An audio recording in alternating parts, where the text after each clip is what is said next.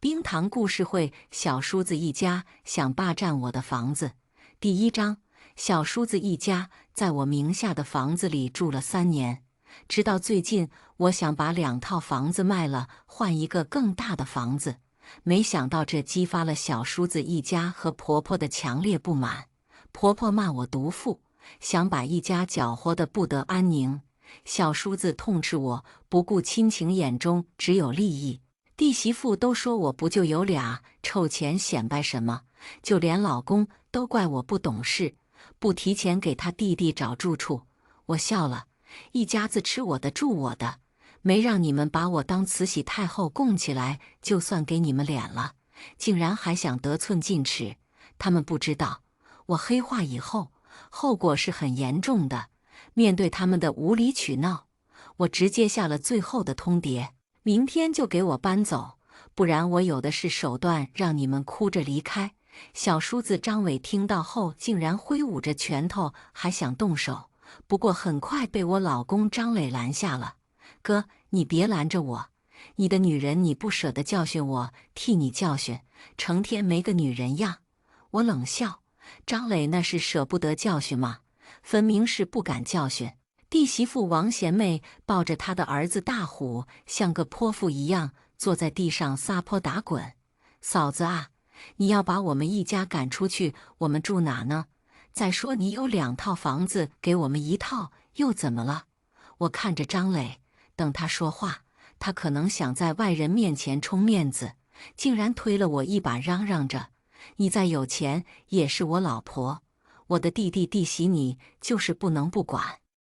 我不敢置信地看着自己的丈夫，拳头紧握，直接离开。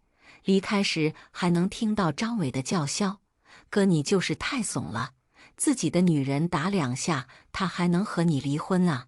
我真是无语了，一群寄生虫还敢这么猖狂，完全没有寄生虫的觉悟。回到我们自己住的房子后，我立即改了大门密码。几个小时后，我终于听到门外的动静。张磊回来了，他疯狂地拍门，大着舌头说：林墨兰，你他娘的是不是把家里密码改了？我告诉你，这是你家，这也是我家，你凭什么不让我进去？我对你还不够好吗？结婚这么多年，你看我打过你没有？逐渐，他的叫骂声变成了哀求：老婆，我错了，我刚才一时鬼迷心窍说错了话，你只要让我进家，你打我骂我任你处置。这种话我听的耳朵都起茧子了，可他从未改过。我只恨自己结婚时脑子糊涂，竟然嫁给了一穷二白的他。这3年我不但忙于事业，还疲于在他的一堆奇葩亲戚之间周旋，而他无所事事，吃软饭也就罢了，还无休无止、没有原则地养着小叔子一家寄生虫。张磊，咱俩离婚吧，反正我婚前做了财产公证，这东西也好分，带着你的存款离开吧。张磊急了，拍门的声音越发急促：老婆，你别跟我开玩笑了，咱们有话好好说，离开你让我怎么活呀？我不再和他废话，回房间休息去了。第2天6点多，我正睡得迷迷糊糊，突然门外巨大的声响把我震醒了。透过猫眼，好家伙，我看到老公一家子人整整齐齐地在门外。门刚打开，婆婆李大花就率先几步上前，扬起手就想扇我，幸好我早有防备，躲开了。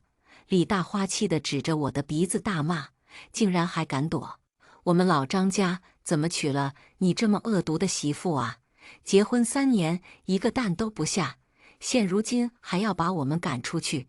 王贤妹抱着大虎洋洋得意：嫂子，既然你不能生，那就别这么张狂，不然除了张磊，还能有谁要你？我上下打量了他一身地摊货，嘲讽道：我要不出去工作，就以张磊的本事，我非要饿死不成？既然我们都互相看不上，那就好聚好散吧。婆婆李大花怒目圆睁：你什么意思？什么好聚好散？张磊没和你们说吗？我要和他离婚，2套房子还有车子我都做了财产公证，你们赶紧搬出我的房子！”张伟急了，立刻跳出来：“什么狗屁财产公证？反正离婚可以，房子必须分我们一套！”李大花直接坐在地上哭嚎：“我儿子跟你3年，他的青春怎么算呢？有钱人咋都这么不讲理呀？”我的脸越来越黑。最后王贤妹看出了事态的严重性，她劝我：“嫂子，你说这好好的离婚干啥？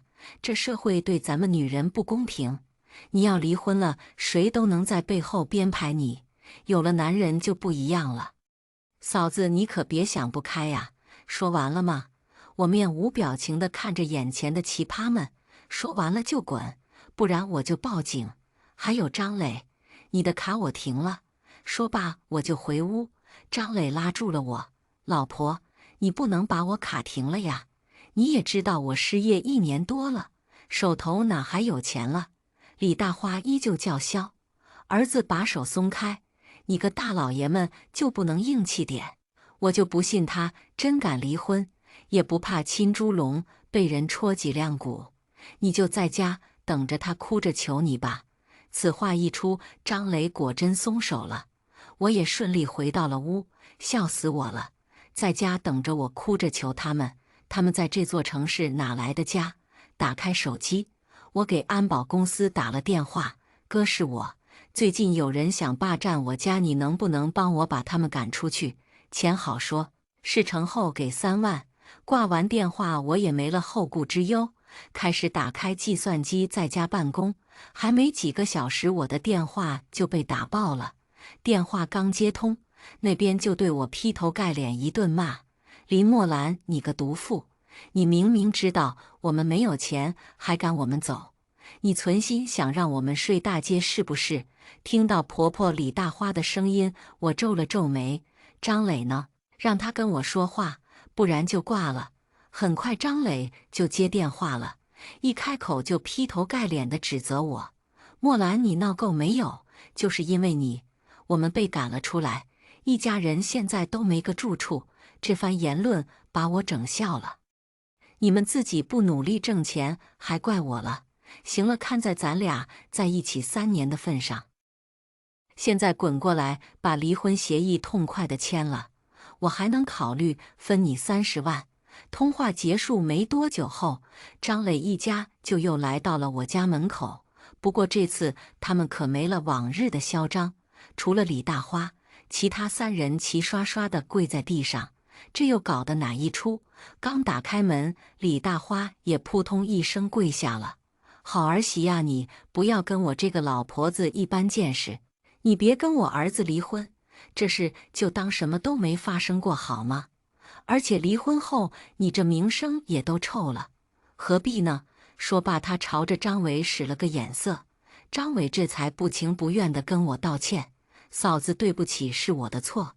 那是你的房子，你想赶我们走就赶我们走。”张磊更是夸张，哐哐哐磕了3响头，抱着我的小腿，哭得一把鼻涕一把泪：“老婆不离婚好不好？”我当时一时糊涂，现在真的知道错了。我不耐烦地甩了甩腿，把他甩掉了。我看你是30万也不想要了，如果想要的话，就跟我回屋签合同。他闻言一愣，然后有些不甘心地站了起来，跟我进屋。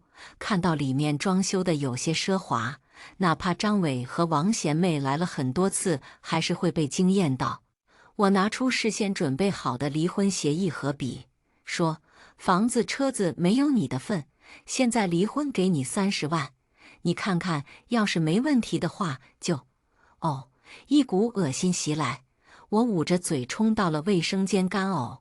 张磊也跟过来了，他的喜悦溢于言表。“墨兰，你不会是有了吧？”李大花听到后松了口气，又开始劝和：“儿媳呀，你这有孩子了就别离婚了，和我儿子好好过吧。”逐渐不适的感觉褪去，我整理下仪态，淡淡瞥见一眼张磊：“你在开什么玩笑？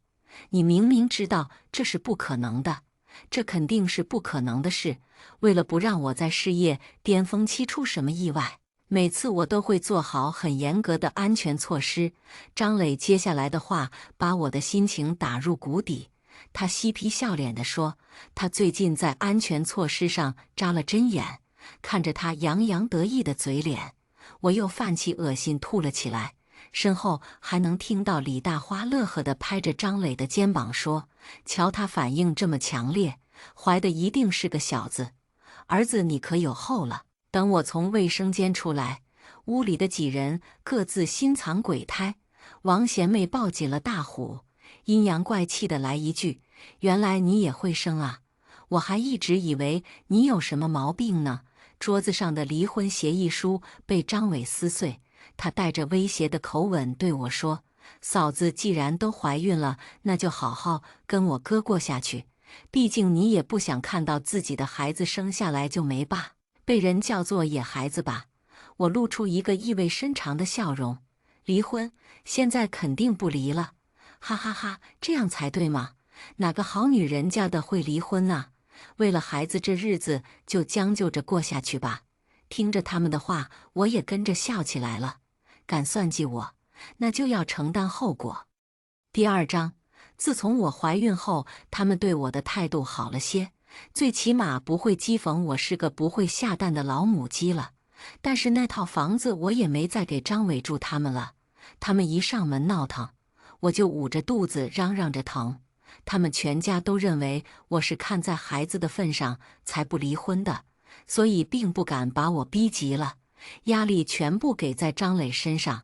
据我所知，我每个月给他的钱，他都拿来补贴小叔子一家还有婆婆了。现在我想吃榴莲了，让张磊去买。张磊犹豫了好久才说：“榴莲多贵呀，都是智商税。老婆，你要不换一种水果吃吧？”我不满地抄起桌子上的水杯砸向他：“我每个月给你的钱，你都喂狗了是吧？买个榴莲还这么多废话，该不会是……”我话锋一转：“那些钱全部补贴你娘家了，所以手头没钱了，是不是？”张磊哪里敢跟我说实话，他扯出一个笑脸：“怎么可能？你给我的钱我都存着呢，你想吃，我现在就给你买去。”磨叽了好久，他才带着榴莲回来。老婆，榴莲买回来了，这可是我精挑细选的。我瞥了眼，看起来又小又不新鲜，果然是精挑细选出来的。刚打开榴莲，那味道直冲我天灵盖，我没忍住又吐了起来。我一把把榴莲拍打在地上：“拿走，赶紧拿走！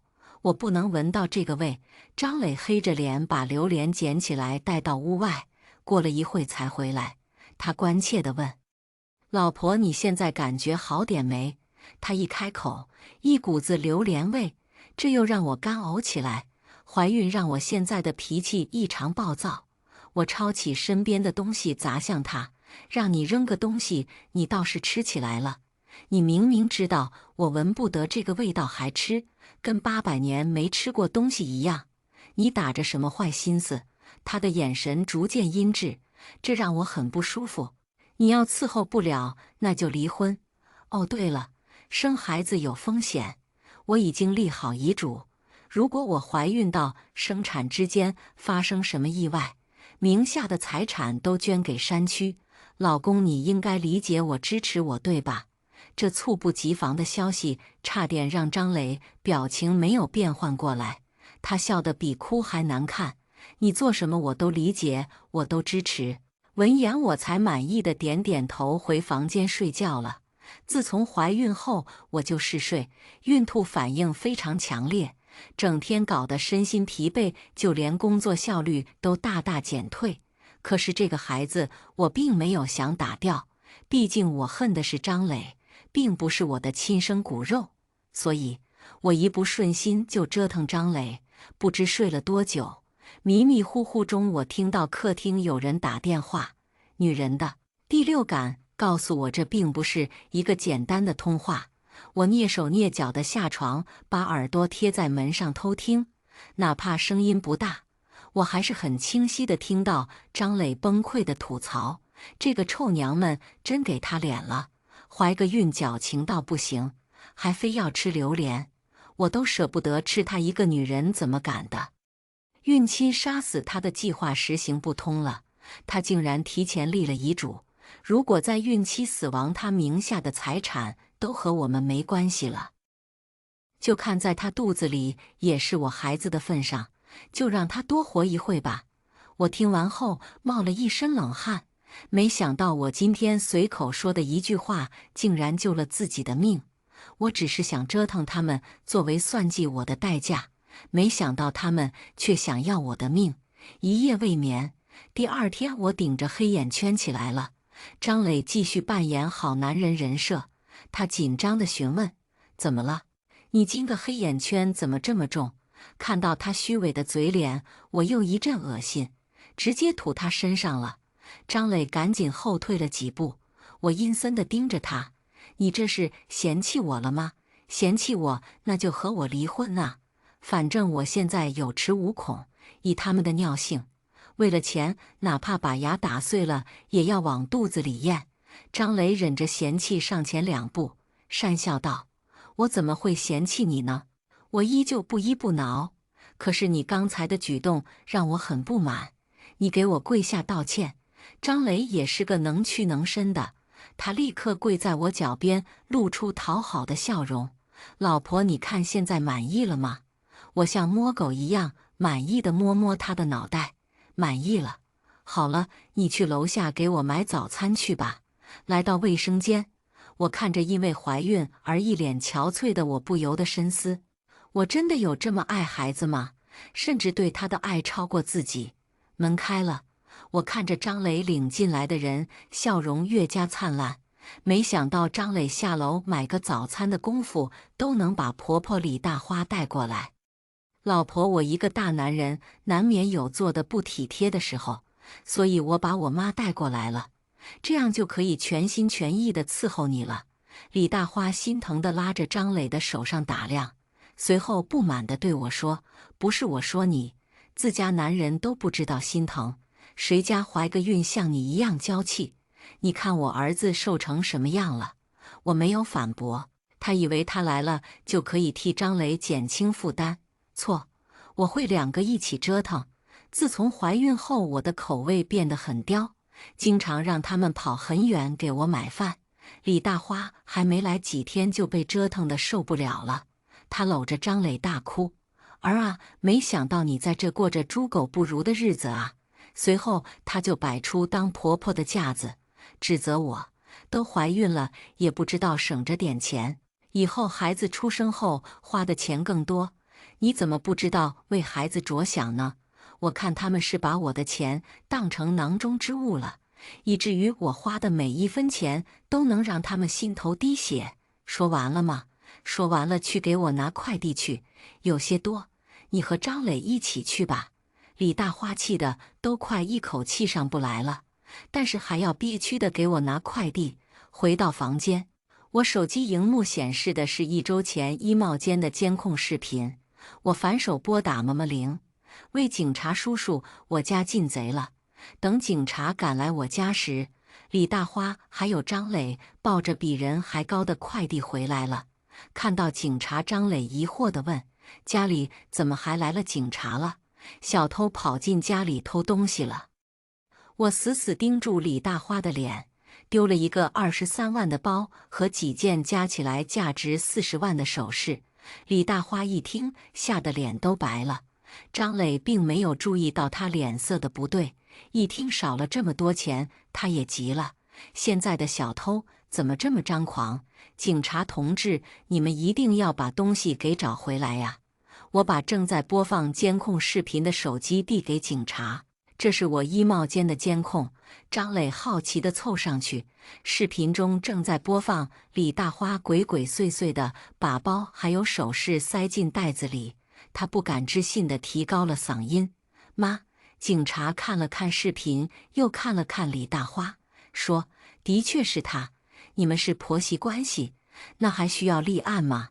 李大花还想说什么，我率先一步打断了他：“不可能，我婆婆怎么可能是小偷呢？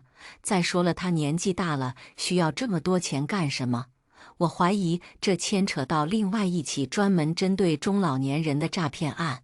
我把事态说得如此严重，警察也跟着严肃起来了，开始仔细盘问这笔钱的去向。张磊也跟着着急：“妈，这钱到底去哪了？你别不会真的被人骗了吧？”李大花支支吾吾，说不出来。我也没废话，一脸严肃地对警察同事说：“这牵扯的数额巨大，请警方尽快破案，严惩诈骗者。这东西我全给张伟了。”李大花一咬牙说出来了，他的眼睛飘忽不定，不敢和张磊对视。张伟要这么多钱干什么？我不是每个月……突然，张磊就像被人掐住脖子，说不出话了。他看了我一眼，我并没有揪住他的破绽紧追不放。正当他暗暗松口气的时候，李大花仿佛找到了什么突破口，发泄着不满：“就你给的那仨瓜俩枣够干啥的？你都娶了这么有钱的老婆，也不知道多帮衬你弟。”我冷笑，我就说：“为什么每个月的零花钱明明足够你花的，你还节省的不成样子？原来全部都用来帮衬你那个不争气的弟弟了。”我气得胸脯大幅度起伏，吓得警察同志都安慰我怀孕的时候不能生气。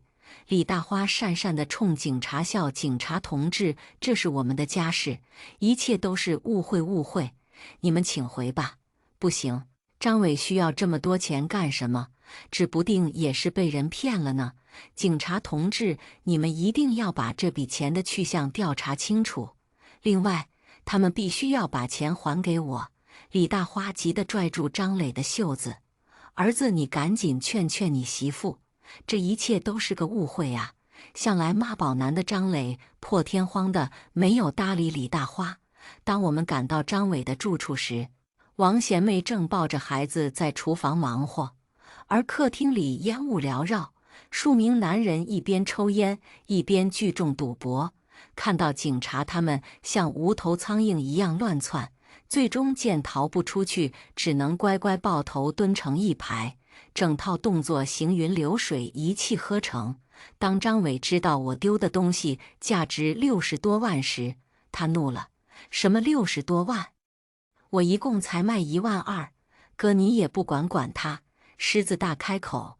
张磊一直阴沉着脸不说话，因为他怎么可能不知道这些首饰包包都是真货？他是知道这些奢侈品的真实价格就是这么多的。我云淡风轻地说：“我也不难为你非要赔，既然赔不起，那就坐牢吧。”闻言，王贤妹站不住了，直接晕倒在地上，怀中抱着的大壶也重重摔在地上，哇哇大哭。现场一片混乱。最后，那些赌客被带到警局，经调查，他们有些人以赌博为业。张伟甚至欠下了20多万。最终判决下来，张伟因聚众赌博被判处有期徒刑2年。至于我那被偷卖的包包和首饰，由于我坚决追究，他们为了不数罪并罚，也给我打了欠条。这边张伟刚进去，王贤妹就抱着孩子跪在我家门口长跪不起：“嫂子，我男人已经被你害得入狱了，你可不能不管我和大虎啊！”李大花哪里能眼瞅着自己的大孙子受苦，不经我的允许就让他进了屋。进了屋后，他们仿佛才想起我这个主人。李大花脸色不自然地轻咳几声：“那个莫兰啊，这人都进屋了，再请出去也不好看吧？更何况张伟可是因为你进监狱的。”王贤妹哭哭啼啼：“如果不给我和孩子一个安身之地，我干脆抱着孩子一块跳河自杀。到时候我倒要看看某人的良心能安宁不？看着他们这么努力的一唱一和，我要不配合他们也说不过去。给你一个安身之地倒是可以，但是想住我家，这是绝对不可能的。这样吧，我给你一点钱，你去外面租房子，婆婆你也跟着一块去吧。”王贤妹不甘地看着我的大房子：“嫂子，你家这么大，随便收拾一间给我住就行了。”我没了耐心，不同意就给我滚。我一发火，他们倒是闭嘴了。李大花和王贤妹一块找房子，下午就麻溜利索地搬出去了。全程张磊都没有帮王贤妹说一句话。看模样，经过这件事，他们起内杠了。至于我为什么让他搬出去住，开玩笑，张伟赌博还欠20多万没还呢。如果住我家，还让不让我安宁了？果不其然，还没1个星期，王贤妹和李大花鼻青脸肿的带着几个彪形大汉出现在我家门口。一看到我，王贤妹脸上的喜悦溢于言表，她激动地指着我：“她就是我嫂子，可有钱了，你们找她要钱吧，求求你们别再折磨我了，我真的没钱。”这时候张磊也出来了，一看到张磊，李大花就冲上前给他一巴掌：“我真是白养你这个儿子了，打电话给你要钱你也不给，看我不打死你这个逆子！”我一把抓住李大花高高扬起的胳膊，怒斥：“哪怕你是他亲妈，你也不能打我老公！”老公2字说出口，我自己都感觉烫嘴，差点咬到自己的舌头。我能感受到身后张磊的惊愕，欣喜，我是懂送温暖的。我对讨债的大汉说：“你也看到我们之间的关系了，这个疯婆子上来就打我老公，还能指望我们给他还债？谁家还没几个穷亲戚呢？还望大哥们理解。”说罢，我摸了摸已经微微隆起的肚子，暗示我是个孕妇，让他们悠着点。那几个大汉感觉自己被耍了，推搡着李大花、王贤妹：“你们不是说这家绝对帮你们还钱吗？我就说谁家这么财大气粗，一下子能帮你们还20多万？原来你们是故意撒谎，把我们哥几个当狗遛是吧？”李大花急忙解释：“我真的没有骗你们，他们是我亲儿子和儿媳。张磊，你要还有良心，就赶紧还钱。”我直接把门关上了，阻断了外面的声音。张磊看我的目光无比炽热，他抱着我：“今天谢谢你维护我。其实我从小到大都在他们的掌控之中。我妈她一直偏心我弟，听到他的哭诉，我只感觉烦躁。都多大了，还不敢挣脱枷锁，造成如今的局面，还真不全怪李大花，只怪他们一个巴掌拍不响，一个愿打一个愿挨。”我敷衍了2句：“没事，都过去了，以后遇事硬气点就行了。”可是我万万没想到，当晚他就硬气了。夜里我刚要睡熟，他溜进我的房间，爬上我的床，急不可待地脱掉衣服。老婆孩子已经3个月了，医生说这个时间点注意点不会有事的。我吓得惊慌失措：“滚！你给我滚！为什么让我滚？我可是你男人，现在孩子也已经满3个月了，医生说只要小心点是不会有事的。”我也是个血气方刚的年轻男人，莫兰你就满足我一次吧。今日的张磊就像魔怔了一般，无论我怎么辱骂都不离开，眼神炽热的都快把我融化了。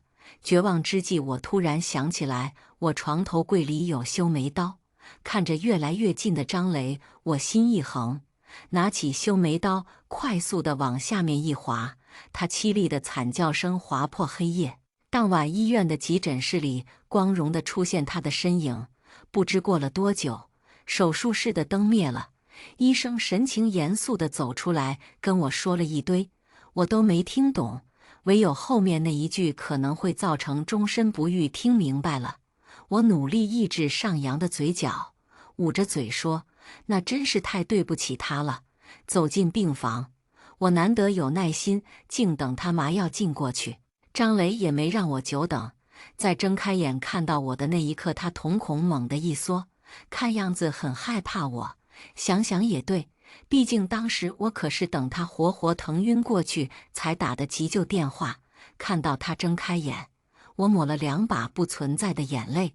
你说你昨天这么粗鲁干什么？我怀孕后本来就敏感，你还非要。现在你那玩意不能用了，可别怪我。什么不能用了？他脸色一变，这时候正巧医生进来了，张磊急忙询问事情的真假。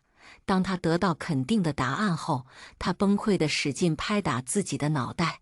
李墨兰，我是绝对不会放过你的，我要报警把你抓起来。我无辜地眨巴着眼睛。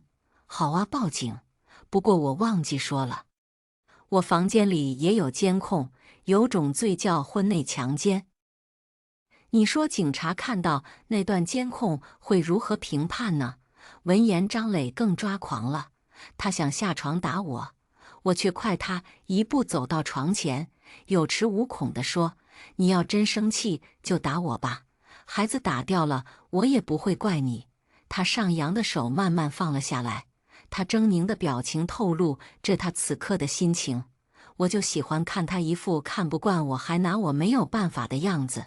我心情大好的摸了摸自己的肚子，张磊，你还是好好养伤吧。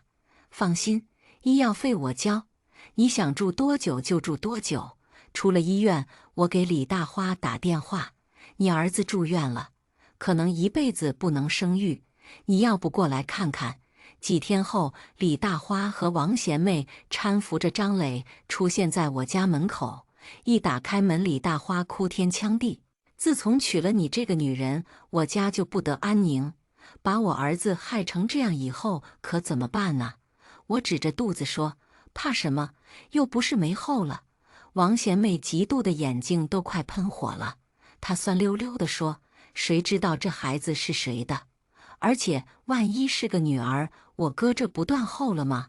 李大花附和：“如果他这一胎生的是闺女，就把大虎过继到张磊名下。我总不能看我儿子没后吧？”我听得额头青筋暴起。好家伙，当着我这个主人的面把家产分得明明白白。说着，他们就想搀扶着张磊进屋。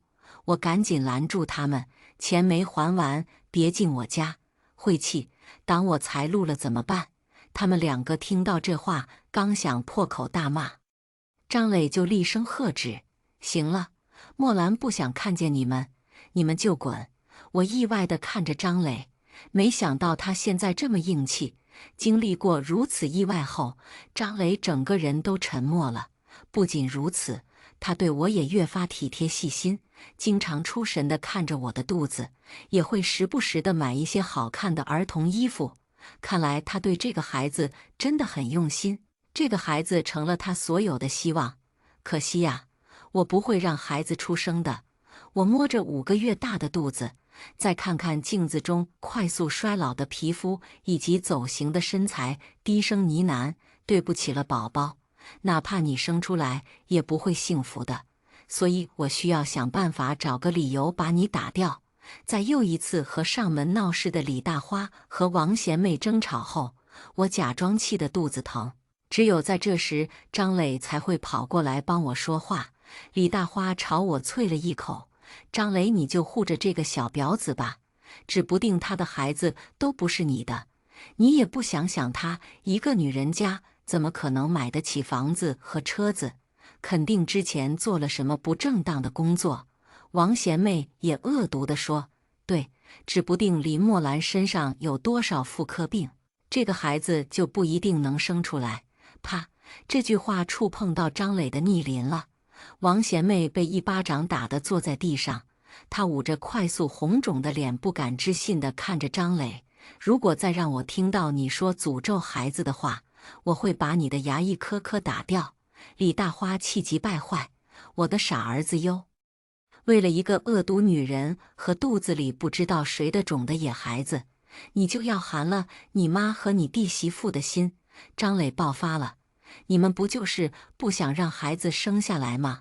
这样所有的财产都是大虎的了。别以为我不知道你们打的什么主意。”我假惺惺地抹眼泪：“你们不就是不信任我吗？好，我一定会给你们证明孩子就是张磊的。”隔天我就单独去了趟医院，检查和做手术整套流程行云流水地完成了。最后我在手术单上贴上便利贴，写了一行字：“既然不相信我，那么这个孩子生下来也不会幸福。”一切准备就绪，我将手术单发快递到王贤妹的住处。我还打电话把张磊叫了过去，果不其然出事了。不过事情的发展趋势完全不在我的掌握之中。张磊拿刀砍了李大花，王贤妹抱着孩子跑了老远才报警。等警察赶到他身边时，才发现他早已吓得大小便失禁。他们计划铲除我，没想到今天竟然自行残杀起来。我只想让他们看到流产证明后痛不欲生，再加一场互撕大戏。没想到张磊直接拿刀砍人。张磊已经疯了，情绪一直处于比较激动的状态，一醒来就嘶声力竭地要孩子。我好心把他送进精神病院，并且向法院申请了离婚，法院很快就同意了。过了一段时间后，我亲自去了趟他们的出租屋，见到我来，王贤妹激动地指着我的鼻子大骂：“你来干什么？这是我家，你给我出去！你家？”我嗤笑：“别忘了这房租费用还是花我的钱呢。哦，对了，这个月房租也快到期了吧？不知道你们手里的钱够撑多久呢？我来这主要是想看看李大花的情况怎么样了。毕竟大家婆媳一场。”进了屋，一股子腐臭味扑面传来。王贤妹哪有什么钱让李大花住院？抢救回来，刚脱离生命危险，就强行不让她住院了。此刻的李大花全身上下就眼珠子能动，她看着我，眼里写满了不甘。我嗅了嗅鼻子，臭味就是在她被窝里散发出来的。一掀开被子，伤口腐烂的味道和粪便的味道交杂在一起，朝我扑面迎来。我差点当场吐出来。王贤妹，好歹她也是你亲婆婆，她都大小便失禁了，你也不帮她收拾一下，你就不怕张伟出狱后李大花告状？王贤妹厌恶地看着躺在床上不能动弹的李大花，阴森森地说：“她能活到那个时候再说。”我没想到王贤妹就这么毫不避讳地当着李大花的面说。我偷瞄李大花一眼，看她有什么反应。此刻她的眼睛由于惊恐猛然睁大。当晚我就听到了李大花的死讯。我猜测王贤妹即使恶毒，也未必真有杀人的胆子。李大花八成是白天听了她得话，被活活吓死的。房租很快就到期了。为了生存下去，王贤妹开始四处找男人相亲。听说她这一次相的还是个有钱的小老头。来到相亲地点，我拿起60多万的欠条往桌子上一摆，对前来相亲的老头说：“你是不是真心喜欢王贤妹？”小老头不明所以，但还是猥琐地说：“那是当然，我对贤妹一见钟情。”那好，把他欠下的60多万还给我。小老头一听吓得不轻，骂骂咧咧地离开了，甚至连饭钱都没付。王贤妹发了疯的要打我，却被我闪身躲开。她不顾形象地在餐厅发疯，诉说着她的委屈。林墨兰，你都这么有钱了，为什么还要在意这60多万？你难道没有同情心吗？不帮助我也就算了，还要逼我还钱，就连我相亲也要破坏掉。你怎么不去死？我撇撇嘴，你以为这样我就不会向你索要那60多万了吗？来日方长，我有大把的时间和精力和你耗下去。我不是白莲花，也不是圣母婊，我不欠任何人的，也不允许任何人欠我的。我推开门，大步走出去，阳光明亮，清风微拂。我没有回头，只丢给王贤妹一句话：种什么因，结什么果。你们今天的境遇都是自己亲手种下的，怪不得我。回头见。王贤妹瘫坐在地，掩面而泣。接下来我们来听下一个故事。租户得知我家老房子要拆迁，兴奋跑过来，甩出一封协议，逼我赶紧签。房东总计才住3、4年，可租户陈秀娟承租房子已有5、6年，租户比房东更配当房子主人。房东必须将拆迁款平分给租户，如果房东不愿意，那就将房东女儿嫁给租户儿子以作补偿。呵呵，他可能不知道，论武力，之前我打遍小区无敌手；论心眼子，我有800个。我24K 纯坏。我家客厅，陈秀娟一屁股坐在沙发上，翘着二郎腿，催促道：“赶紧签协议呀！愣着干嘛？”他女儿张雅将协议跟印泥递给我，语气傲慢：“我们家够厚道了，只要你们一半而已。”我冷笑，接过来，3两下就将协议撕了个粉碎。张雅怒了，破口大骂：“这都是我辛苦一个字一个字打上去的，你凭什么撕？”我冷冷道：“你们又凭什么拿这么一份协议恶心我？”陈秀娟吊梢眼睨了我一眼，皮笑肉不笑：“周家丫头，你年纪小，不懂事，我就跟你好好说这个道理。我们租这房子5、6年了，网上都说了，这种长租就会产生感情。现在这房子就要拆了，我们就见不到这房子了。难道你们不应该补偿精神损失费吗？而且，如果不是我们租了你们房子，你们估计早就把房子卖了，哪里还能等到拆迁这么好的事情？”我难以置信地听着他颠倒事实。这房子虽然是老房子，可它是学区房，周边菜场商都很便利。我们根本没有售卖计划，甚至怕租户弄坏房子，原本都不想对外出租。是陈秀娟跪下来，鼻涕眼泪地哭着求我爸妈租给她，方便她女儿读高中。我爸妈心软，这才同意出租。他又哭着求我们降低租金，说他一个人拉扯2个小孩多么不容易。我爸妈是老好人，又心软同意了，以市场价1半的价格租给他们，房租继付改成月付，他们每次都要拖个大半个月才交。而且他经常说这个家电坏了，那个家电不够新，我爸妈每次都专门跑去给更换。现在居然还要让我们平分拆迁费，这脸皮用什么做的？我按压住火气，你们的房子是下个月8号到期，到期后我们不租了，尽快搬走。眼下到8号还有1个多月，根据合同，房东跟租户都可以提前1个月解除协议。我这说法并没什么问题。孰料陈秀娟一听，唰地站了起来，噔噔噔就跑到我面前，指着我鼻子，唾沫横飞：“贱蹄子，你凭什么不租？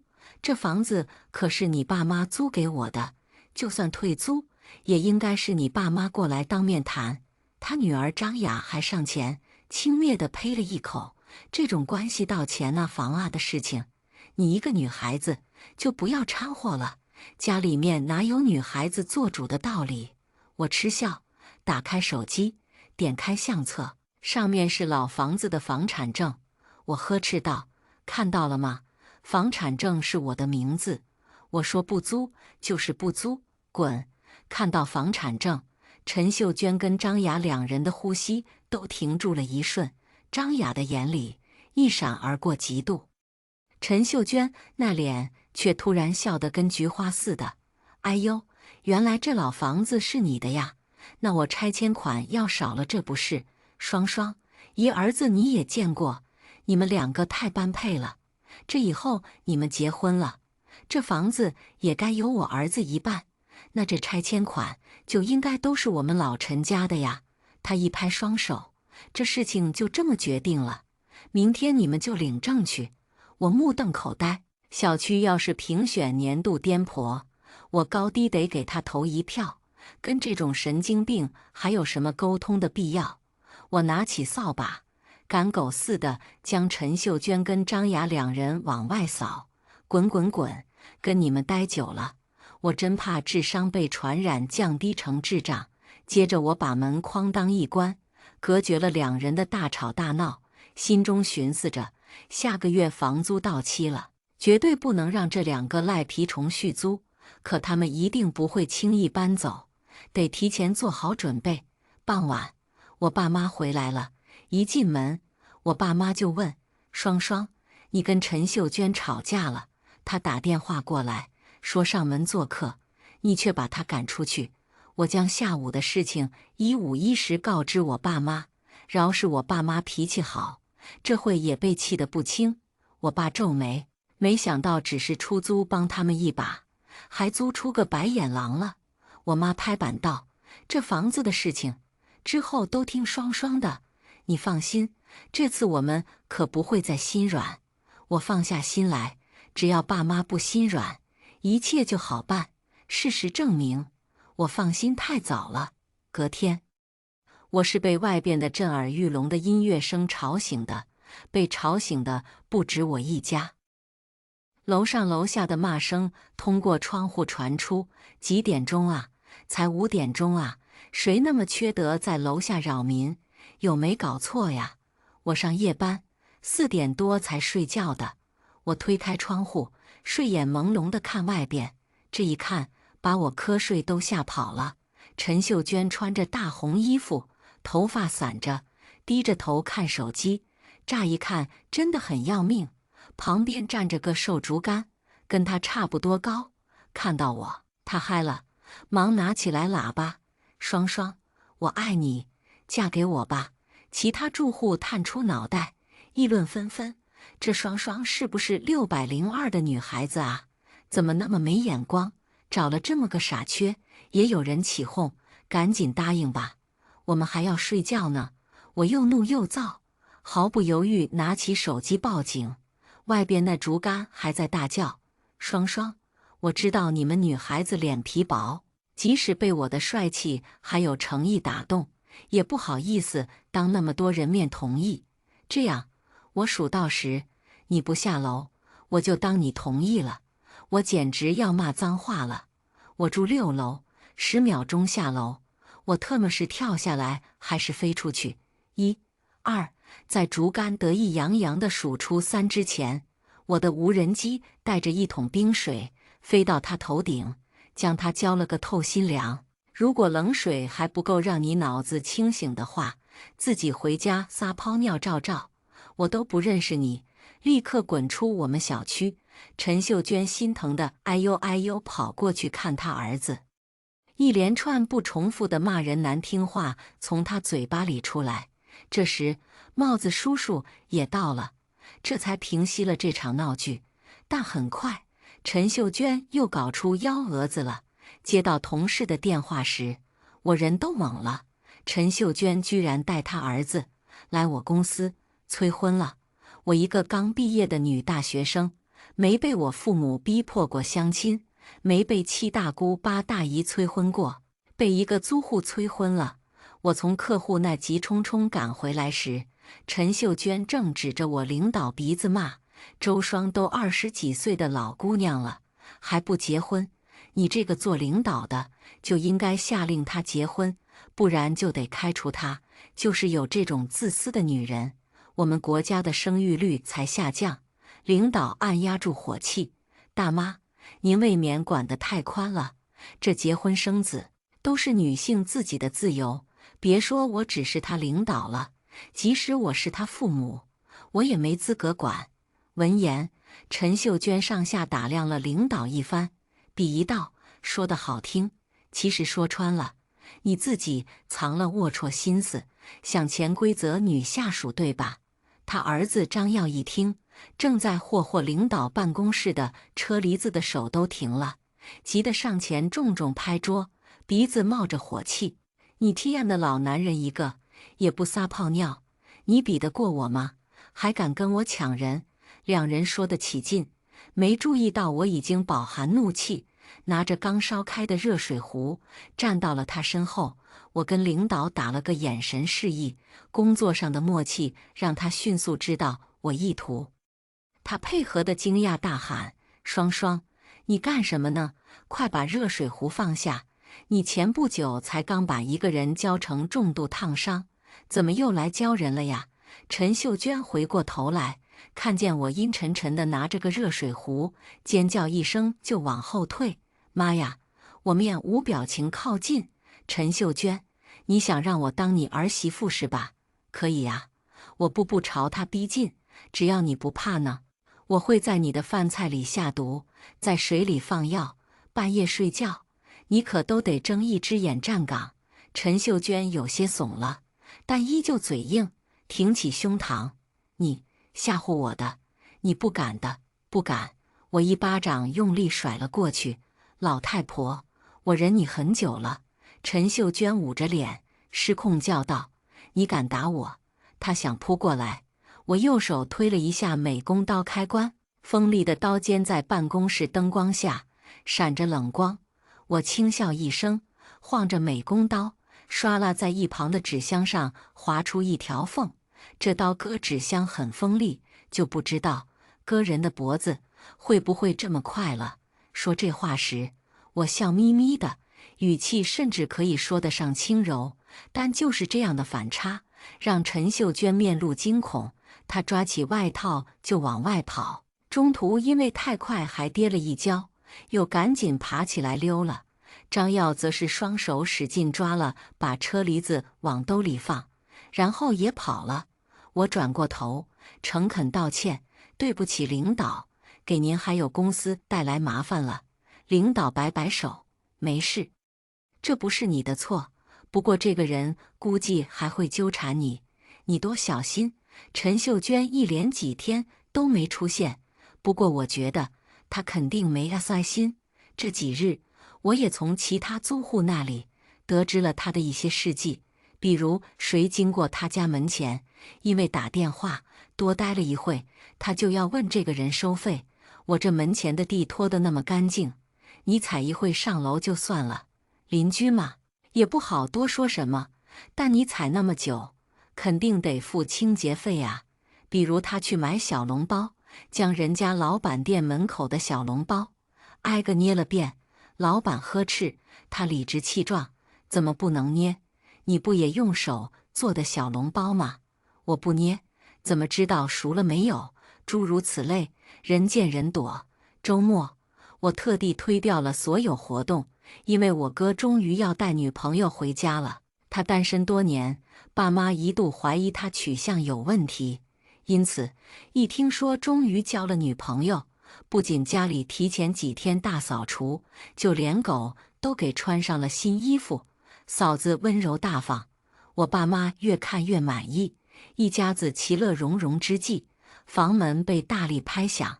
我皱着眉头去开门，一看是陈秀娟，我下意识就想关门，她却眼疾手快，伸手挡在墙上，挤了进来。后面跟着张雅还有张耀，3个人手里都提着礼品盒。张雅在见到我哥时，眼睛亮了一瞬：“陈秀娟，你来我家有什么事情吗？”我妈难得说话态度不客气：“今天家里有重要客人，不方便招待你。”陈秀娟舔着脸：“哎呦，大妹子，这见外了不是？咱们都是一家人，说什么招待不招待的？”我爸妈对视一眼，疑惑道：“什么一家人？”张耀今天穿的人模狗样，他整了整身上的西装，对着我爸妈龇牙笑道：“叔叔阿姨，我们今天是来上门提亲的。”我瞳孔震惊了，怎么能有人可以不要脸成这样？我爸妈也呆住了。张耀自顾自热情地将那些礼品纸给我爸妈看：“你们看，这牛奶，我特地买的有机牛奶，比普通的贵几十块钱呢。还有这水果，也是在连锁水果店精挑细选的，不是那些小的水果店。最贵重的就是这大闸蟹了。”张耀一脸骄傲：“路边摊螃蟹10块钱2个，我都看不上。特地给您二老买的贵价大闸蟹，要19.91斤呢，据说还是阳澄湖的呢。”我眼都不眨，一口气给你们买了6个。张雅在旁边嘟囔：“是啊，我哥对你们真好，一个都没给我买呢。”我爸忍着怒气，对着陈秀娟沉声道：“双双跟你儿子从来没有交往过，说什么提亲？你们赶紧拎着袋子给我滚，别败坏双双名声。”陈秀娟的话再次让人大开眼界，没有交往过，但周双肯定早就看上我儿子了呀。陈秀娟自顾自说着她自己的猜测，半点不虚。不然，当初我们租房子，你能那么便宜租给我们，还不是因为看上了我儿子，想让他做你女婿？他略微嫌弃地看了我一眼。虽然周双外形学历都配不上我儿子，但看在拆迁房的份上，我也不是不能接受，只是这脾气也得好好改改，还有的勤快点。我可不喜欢懒媳妇。眼看着我爸妈被他说的高血压都要出来了，我也顾不得未来嫂子在场，抓起他们的礼品盒就往外扔，拿着你们东西滚出我家。这一抓，我才发现有2个还是空盒子，看被我发现了。张雅撇了撇嘴，我们农村送东西又不是全收了哦，反正你要退还给我们几箱的，索性我们就带几个空盒子啊，这样大家都有面，也不浪费钱。说到这，他嫉妒地看了一眼未来嫂子的穿着打扮，抬高音量道：“我可比某些人会过日子多了，是吧，达哥？”我哥被他这一叫，鸡皮疙瘩都起来了，不着痕迹地后退几步。我好像不认识你，没有必要叫这么亲切吧？张雅一跺脚，身体扭捏着：“哎呦，达哥，我是雅雅呀。1个月前我们还见过呢。我们房子的电表坏了，跟你一说，你就马上跑过来了呢。”他双手捧脸，双眼含情脉地看着我哥：“你一定就等着这个机会吧？所以早上说你下午就急吼吼来了呢。”我在旁边偷笑，原来自作多情是他们家族传统。我哥慌了，他生怕嫂子误会，忙道：“我根本没注意你，你们租了我家老房子，电表出问题，我肯定要去看的。”未来嫂子抿着嘴，没说话。这时，陈秀娟打量了下我哥，不住点头。小伙子长得挺俊，配得上我家雅雅。今天我们先把你妹的事情定下来，改明天你挑个好日子来我家正式提亲。至于你带的这女孩子，一看就不是正经人，哪里有我们雅雅贤惠？我哥原本还在维持礼貌的脸色一变：“陈阿姨，请注意你的措辞。我女朋友是很好的人，不容许你诋毁。”我的拳头都迫不及待往这一家子奇葩脸上招呼了。可一来，怕给未来嫂子留下坏印象；二来，说到底，癞蛤蟆跳脚上不咬人，但恶心人。我如果打过去，就是我寻衅滋事了。就这家赖皮膏药的德行，不讹我家才怪。所以我也只是冷脸道：“我们家今天很忙，你们可以滚了。但我今天不想动手。”有人却迫不及待想送脸给我打。张耀嬉皮笑脸地来到我身旁，伸手拉我，另一只手还想摸我脸。双双，我知道你害羞，你在欲擒故纵对吧？好了，我已经知道你心意了，别不好意思了。脑子里的弦断了，我脾气蹭蹭一下子就上来了，一个过肩摔，将他重重摔倒在地。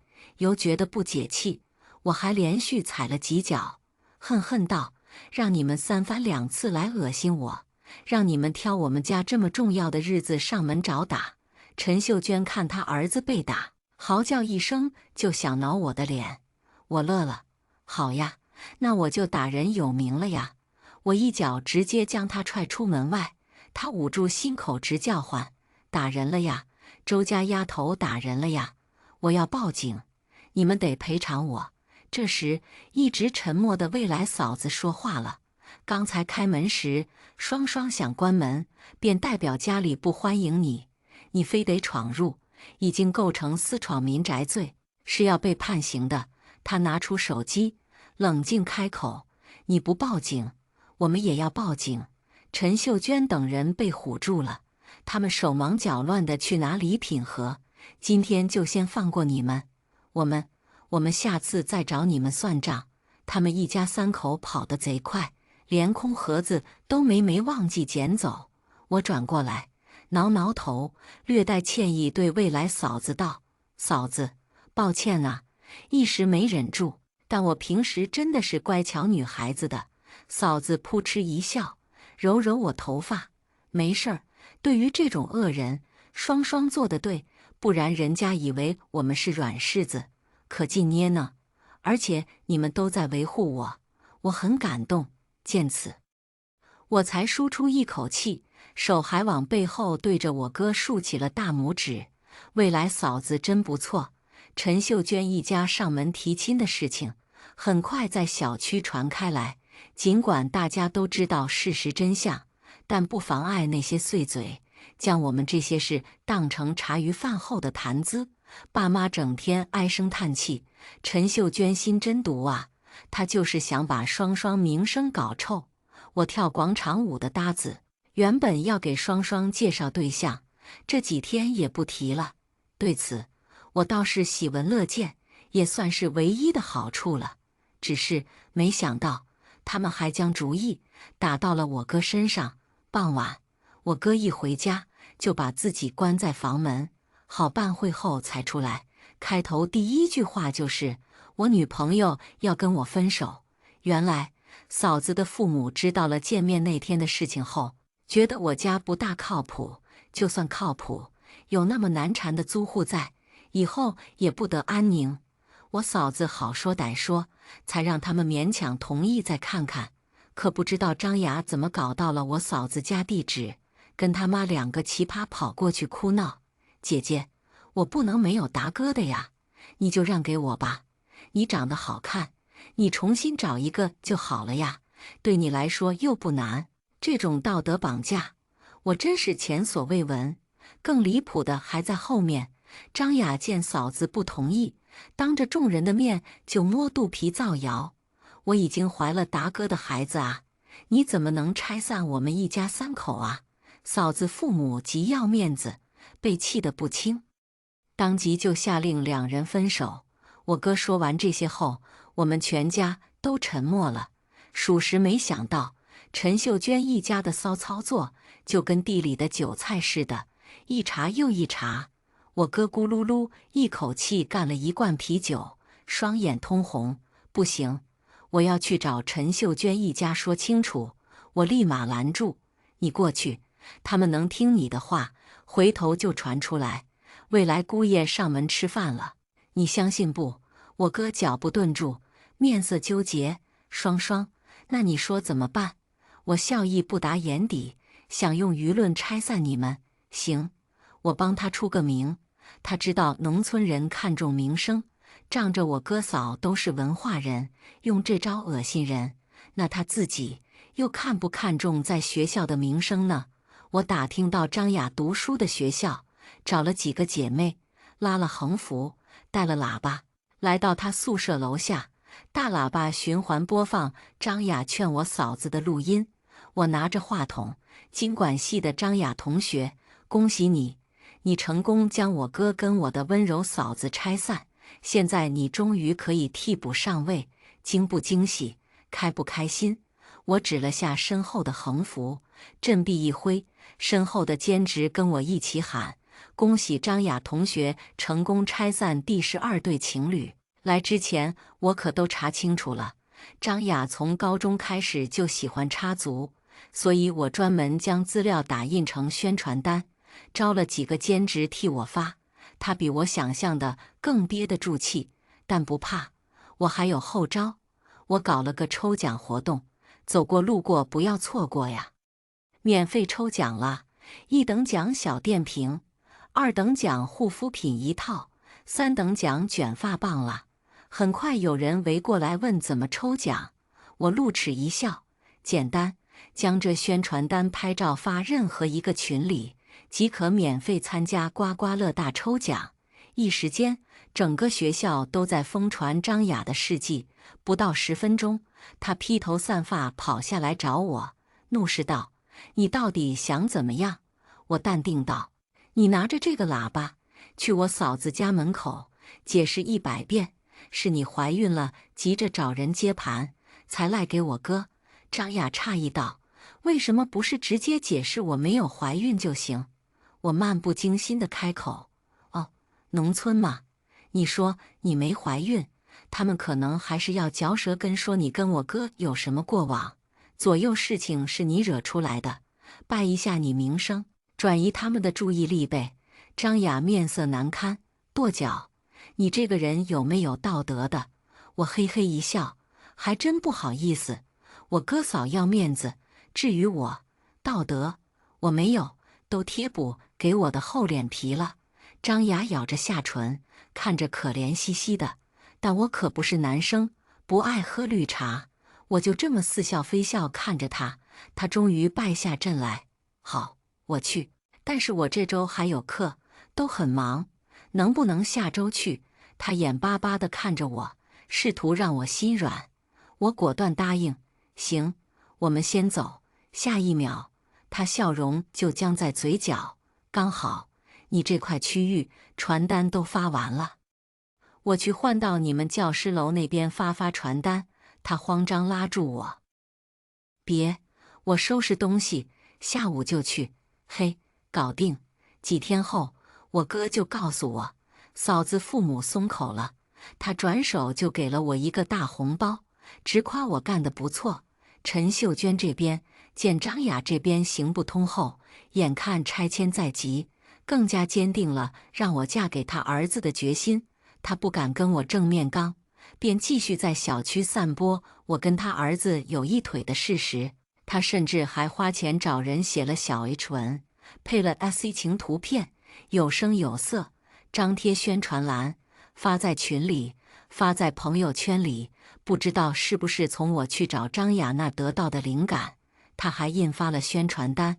能做到这一步，我也是有点服气的。这烟坏的脑子，装的都是黑水。我反手就是用小号进群，发红包，加他，发红包。小区居民们看向我的目光越发不对劲，鄙夷带着窃笑。这天，陈秀娟大摇大摆来我家放话：“周双，之前我们好好过来提亲，你把我们扫地出门，现在呢，你名声都坏掉了，就跟烂白菜一样。除了我儿子，可没人要你。我依旧是平日里那副臭脾气，没人要我也不会选你儿子。看到桌上这瓶饮料了吗？”我抬高下巴，故意挑衅：“一瓶就要30多块钱，你儿子买得起给我吗？你们这种穷人，喝过一口吗？”陈秀娟目光落在饮料上，抓起咕噜咕噜喝了一大口。她放下瓶子，笑容的一嚣张：“不就一瓶饮料吗？搞得多少稀罕似的。我现在就喝了，你能拿我怎么样？上门是客，你总不至于我喝一瓶饮料就要我赔偿吧？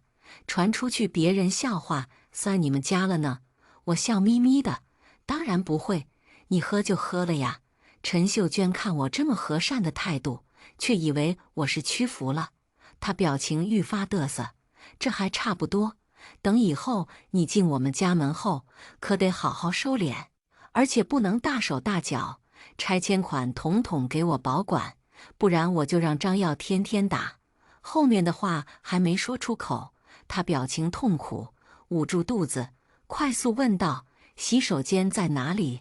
我勾唇：“不好意思哦，早上门不小心锁了呢。你要是内急就回家吧。”陈秀娟反应过来，瞪着我：“你给我饮料里面放了什么？”我一脸无辜：“我最近有些便秘，自己就加了一点通便的东西，监控可都拍得清清楚楚哦。我没塞东西给你，是你自己非要抢过去喝的呀。我能有什么办法？”我将他刚才说的话还给他：“来者是客，如果我一瓶饮料都不让你喝，你这个八婆又出去外面乱说，不是让我们家遭人笑话吗？你太毒了！”陈秀娟气恼，想冲过来找我算账，可肚子传来的疼痛让她只得先捂住肚子快速离开。我哼着歌，将那饮料瓶剩余的都倒了，又将饮料瓶冲洗了几遍，剪碎扔掉。虽然我估计陈秀娟理亏不会报警，但以防万一嘛。24K 纯坏的人做坏事就是这么细致。我派出去的私家侦探早给我拍到了关于张耀的秘密，所以我半点不虚，只是发视频在群里，哪能够呢？所以这天在收到侦探传回来的确切消息后，我干脆利落地开了直播，将链接甩在群里。陈秀娟不一直说我跟她儿子有一腿吗？我这就带大家看看事实真相。直播间涌现一大波人，我拿着自己老房子的备用钥匙，开门，映入眼帘的是白花花的2条人影。张耀跟另外一个男子尖叫一声，忙用被单裹住了自己。直播间，我去，我看到了什么？陈秀娟一直宣称张耀跟周双交往，然而张耀是个同，好像还是个零。也有人反驳，那也不代表张耀跟周双没交往过呀，也许是个双呢。我的小号反手发了一段私家侦探之前传给我的录音，是张耀跟陈秀娟的秘密交谈。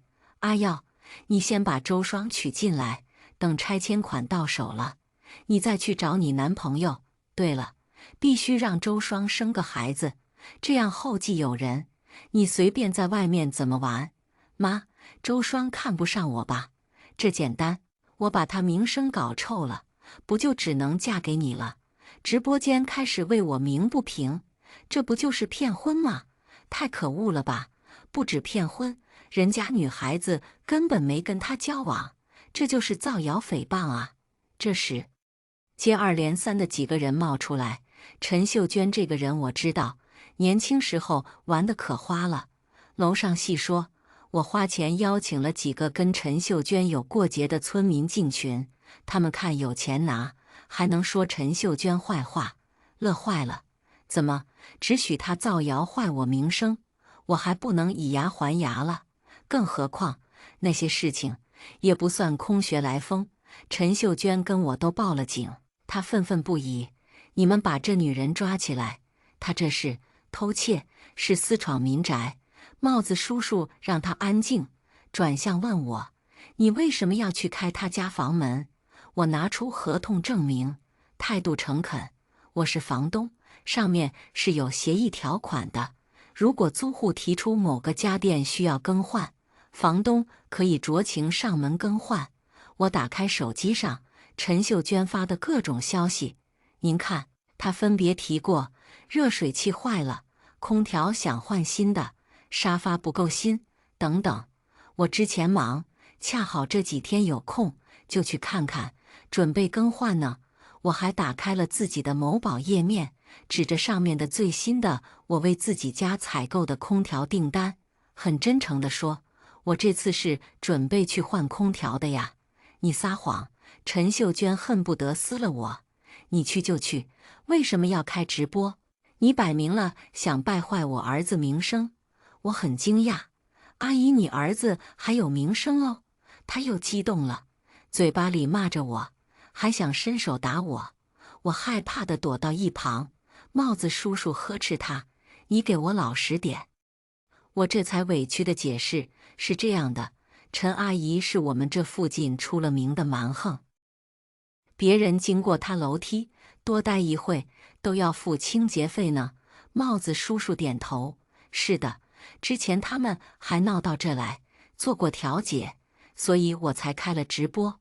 我生怕自己好心过去安装，结果他最后反咬，说丢了东西什么的，不好解释。我一副被逼无奈、柔弱可怜的样子。最后这起直播事件，我不必担责，顶多也就是被封个账号几天。但是另一桩，陈秀娟就逃不了了。我的证据收集很充分，陈秀娟的朋友圈跟别人说话的录音，她发宣传单的照片，宣传单内容，甚至还有她去打印店的视频，全方位锤塞。陈秀娟满不在乎，我这就是误会她跟我儿子的关系了吗？这够不成诽谤吧？男女朋友交往多正常的事情。我缓缓一笑，不哦，陈阿姨，我要告的是你涉嫌公开传播色情书籍。这是什么？陈秀娟明显懵了。帽子叔叔科普道，以牟利为目的，制作、复制、出版、贩卖、传播色情物品，处罚3年以下有期，拘役管制。如果情节特别严重，则……陈秀娟面色慌乱。不，我没有牟利呀，我是无偿分享。不，你有。我盯着她，笑不露齿。你每次在群里发这些的时候，群里都有人发红包，你每次都抢了，那只是巧合。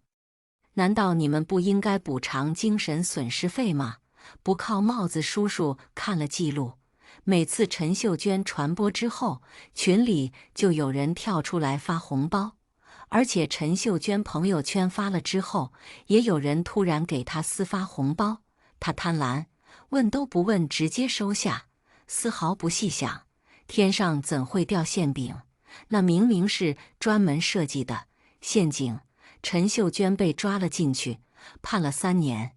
我特地过去看她，陈阿姨，你要在这住3年哎，3年后你该不会说跟着看守所有感情，让 ZF 把看守所判给你吧？她还想张牙舞爪，却终究还是坐了回去，长叹一声，不知是不是真知道错了，但是也与我无关了。拆迁款到账后，我跟我哥都各自分配到了2套房子，我1套装修，1套租了出去，拿拆迁款买了套商铺，也租了出去，靠着租金生活，美滋滋。不过这次我可不会像我爸妈一样，因为心软而随便租了。